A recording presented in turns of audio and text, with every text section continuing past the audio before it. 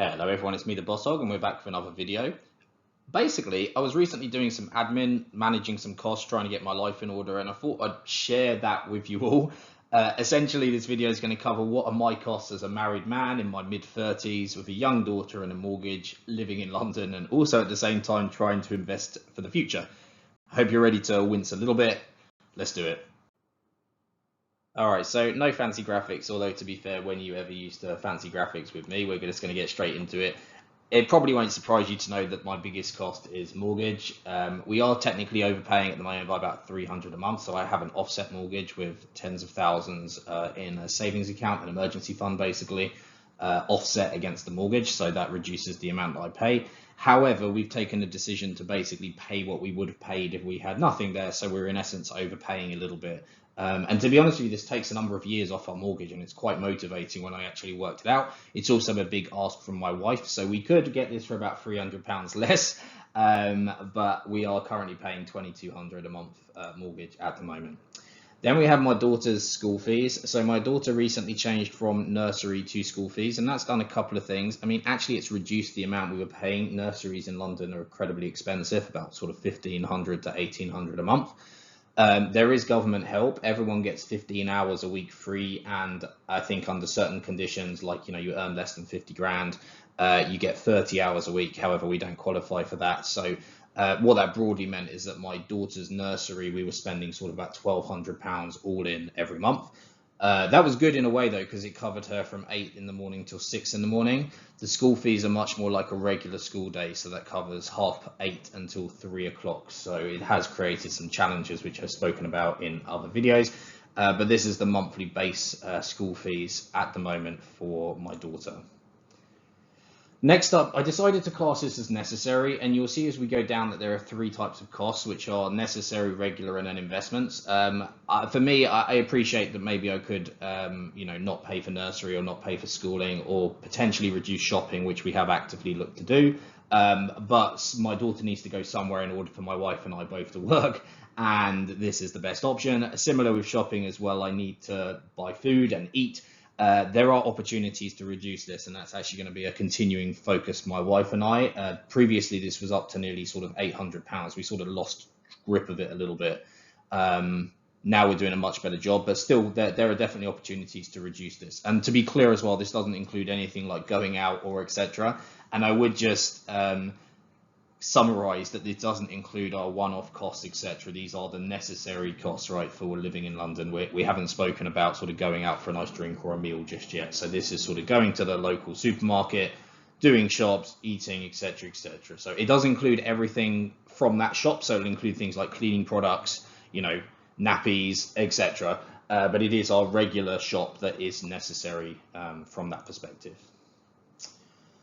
Then I have here, this is after school clubs. So beforehand, I mentioned about the nursery was a wrap. What we basically have decided, me and my wife have worked out a rota where for 7.5 hours each week, we basically pay for after school club. That sort of works as a sort of wraparound care, they sometimes call it. Now for my daughter's age, that's basically just playing with some of the other kids and a couple of teachers and doing it from there. So I projected this forward, what I think it's going to be. So sort of 7.5 hours a week, and then divided that by 12 and then multiplied it by the hourly cost here. So you can kind of think of both of these figures together as our new school fees as it's working at the moment. So still actually a saving compared to what we were paying at the nursery. Part of the reason for that is because my daughter's now at the age where you just need fewer kids per child.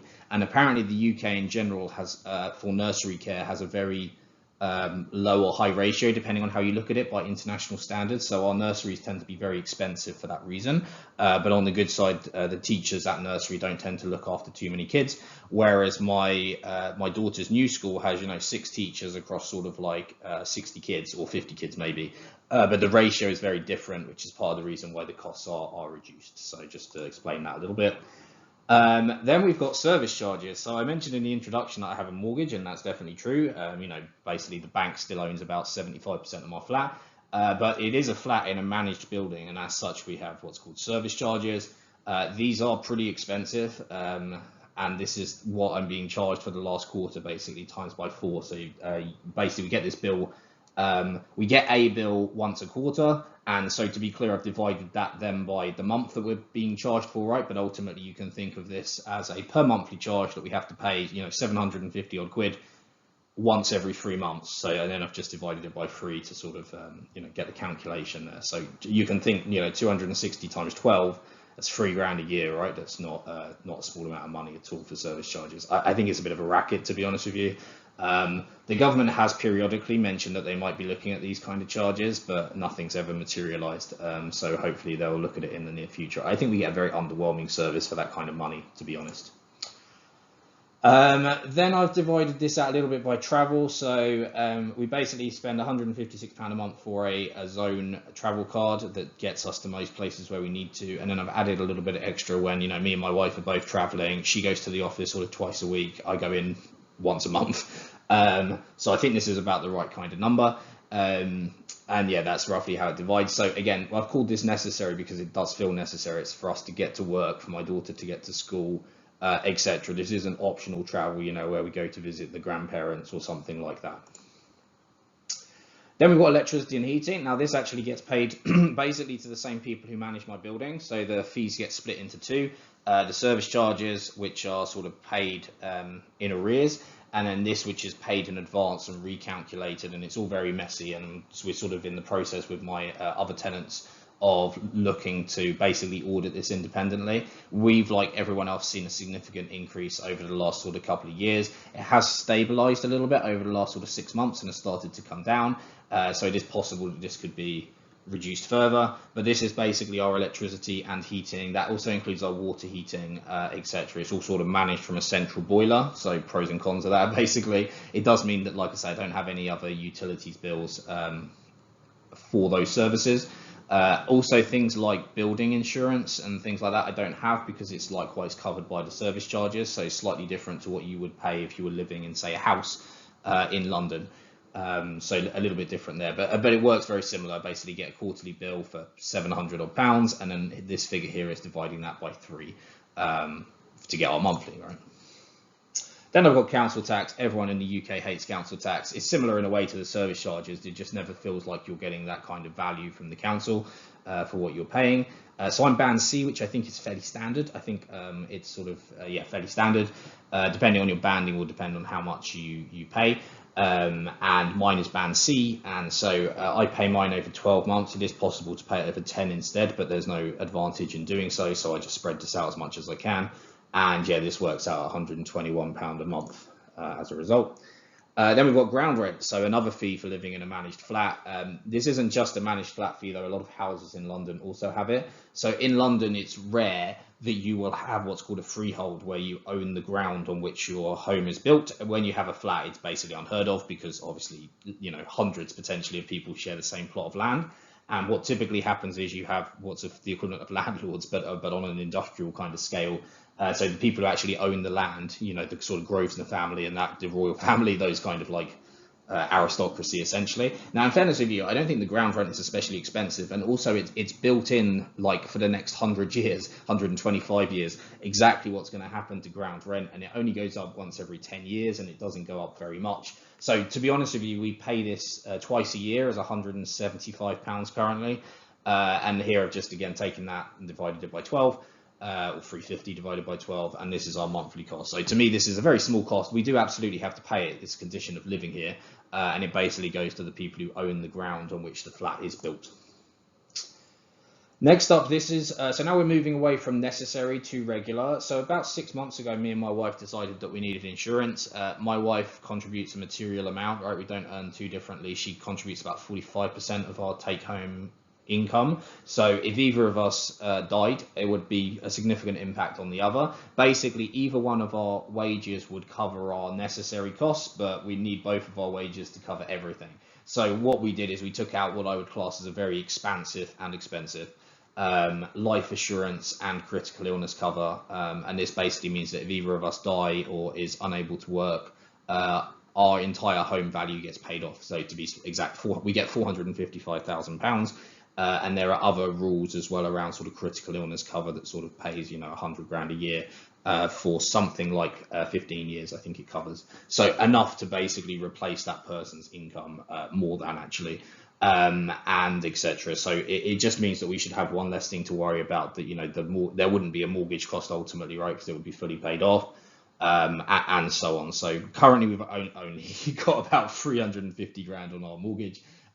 So there would actually be like 100 grand left over. We decided to set it up that way so we'll always know the amount. The other option is to get it so that it gradually reduces, right? So that as you pay off your mortgage, the insurance becomes less expensive because it has to pay out less if you die. But we decided to keep ours as is, so it pays off the value of the home. Partly that was because like we're regularly looking at sort of doing equity release from our home and things like that, and I just didn't want to have to think about insurance when we were doing that. So it's going to be nice and simple for me to manage, but not a trivial sum of money, £100 a month, give or take. Then this is my wife's phone bill, £45 a month. That does include the handset, and yep, we are midway through the contract, so I think it's a fairly standard mobile contract here for my wife. I don't actually have a phone bill. I work for a telecoms company, so most of my phone bills have been covered basically since I worked in the industry, which is nice. Next up, we have our water bill. So this is one of the few utilities that we do have. This is with Thames Water.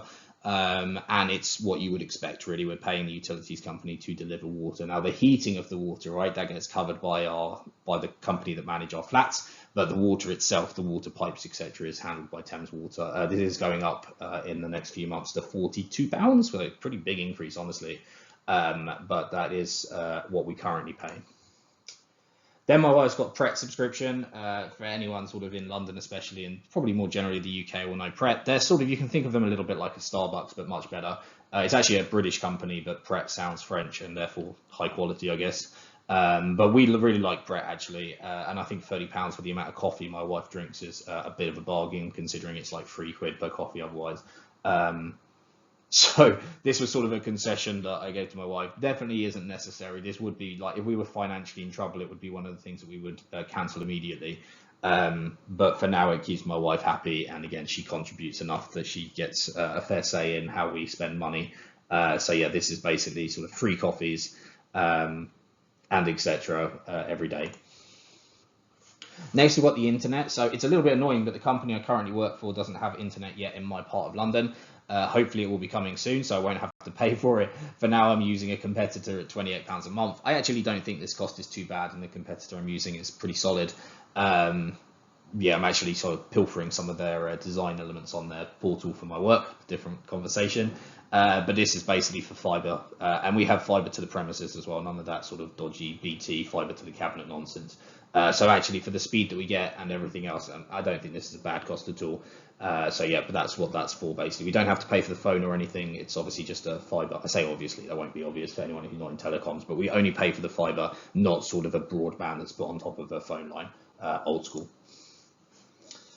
Next up, we've got TV license. I didn't used to pay for the TV license, not because I was being naughty, but because until a few years ago, we just didn't have a TV. I did actually get an inspector visit me once, just to check that I genuinely didn't have a TV, which, sort of two people in their early to mid 20s was quite unusual, I guess.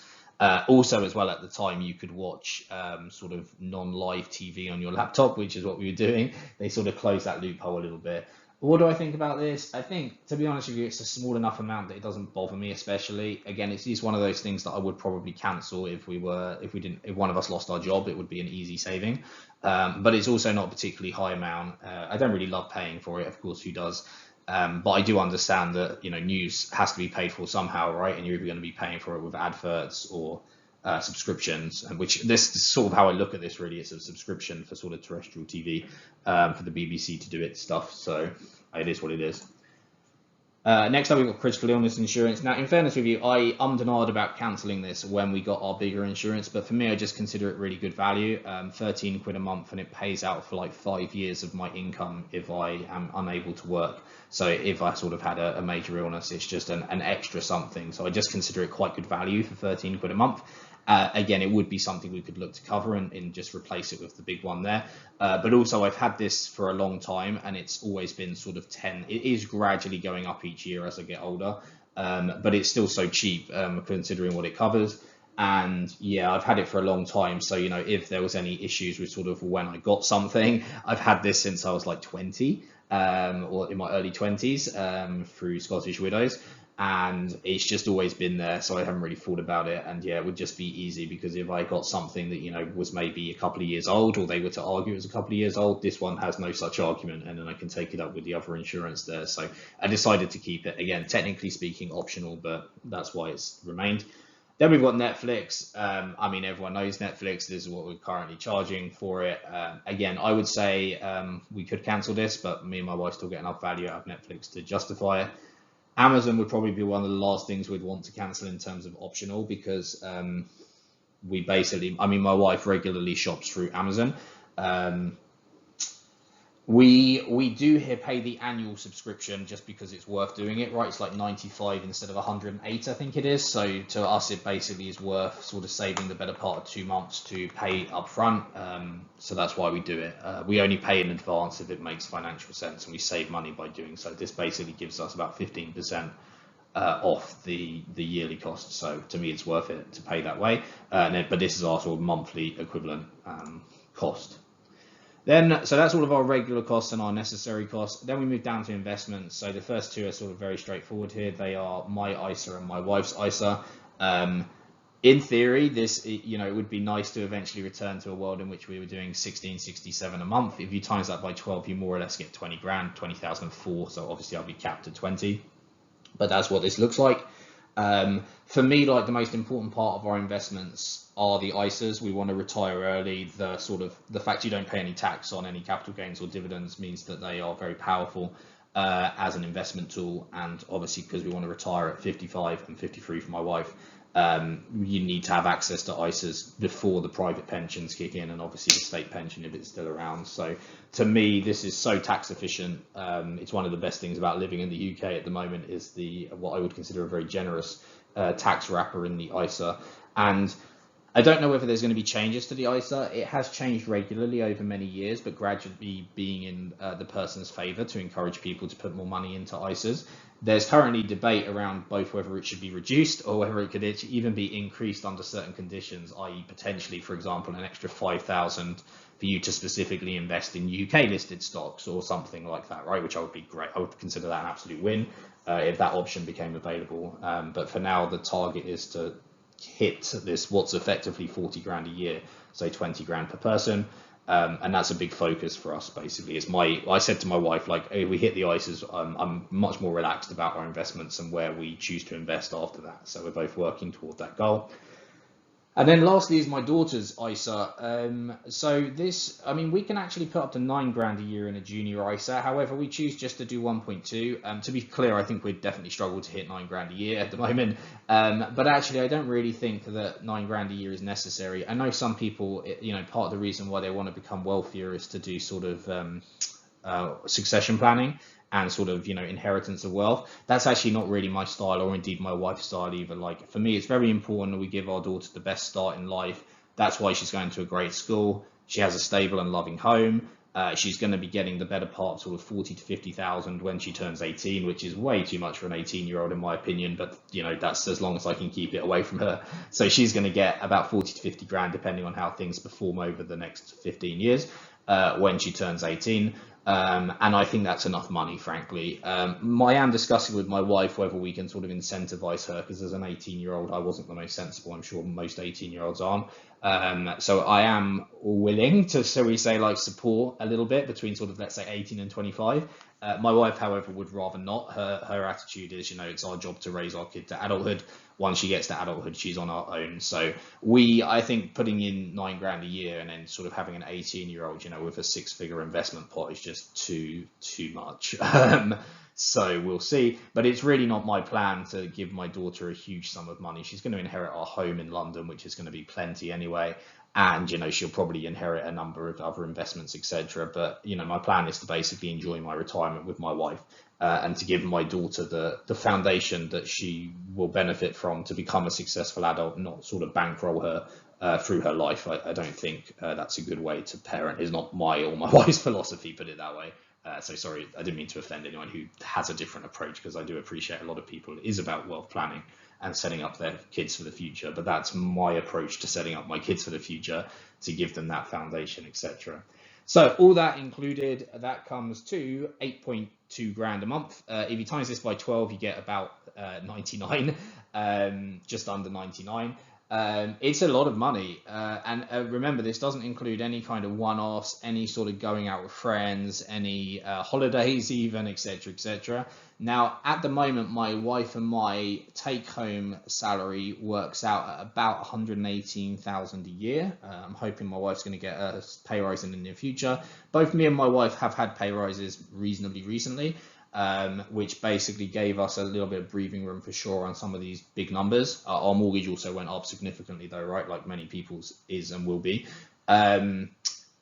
So broadly speaking, we've got to the level now where I'd say we are a little bit comfortable again, especially because in fairness, you could, for example, not contribute this kind of money to ISAs. And certainly over summer, we had other costs that we were paying off, etc. So the ISAs weren't a big focus. We're doing a bit of a catch up over the next sort of few weeks. But this is the direction of travel. So, on top of this, you can think that we have personally about another 20,000 for non-regular spend, holidays, etc.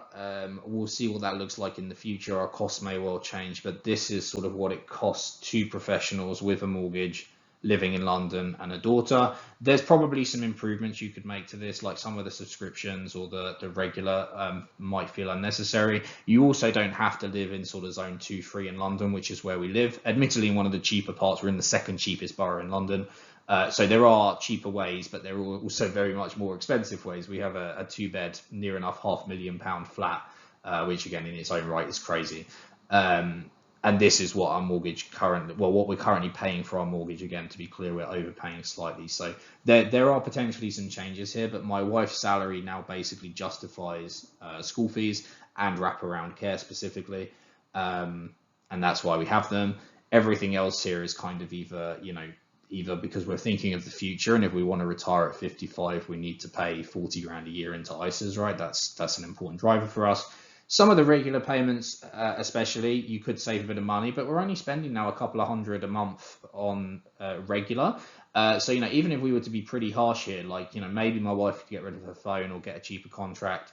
Maybe we could ditch the insurances, although again, now I think we have quite a lot to lose. So I think I kind of want that insurance, right? £100 a month.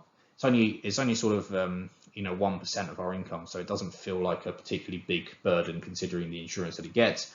Again, maybe some of the subscriptions, but I think even if we were quite harsh, we'd only be able to save about £100 a month on our regular subscription type services. Things like water you have to pay, TV license maybe, but yeah, water you have to pay, phone feels somewhat necessary, insurances feels necessary as well, and then the rest here kind of merges into extremely necessary, right? If we don't pay our service charges, we get kicked out. Council tax, very similar. Mortgage, obviously very similar. So that stuff we can't really do anything about. So, I basically looked at this about 6 months ago, and there was a lot more unnecessary regular costs that we weren't really getting advantage of. So we trimmed that by several £100 already. Now I think it's in a pretty good space. So yeah, I guess I'm curious if this sort of aligns with people's expectations of what they were imagining London would cost. This is what we're currently experiencing. Again, there are cheaper ways to do London. However, there are also a lot more expensive ways to do London as well. So this is our approach at the moment anyway. And like I say, I put this together as a bit of admin and life housekeeping. Curious if anyone has any thoughts. Otherwise, if this was just an interesting watch, thank you very much for watching, and have a good day, everyone. Bye for now.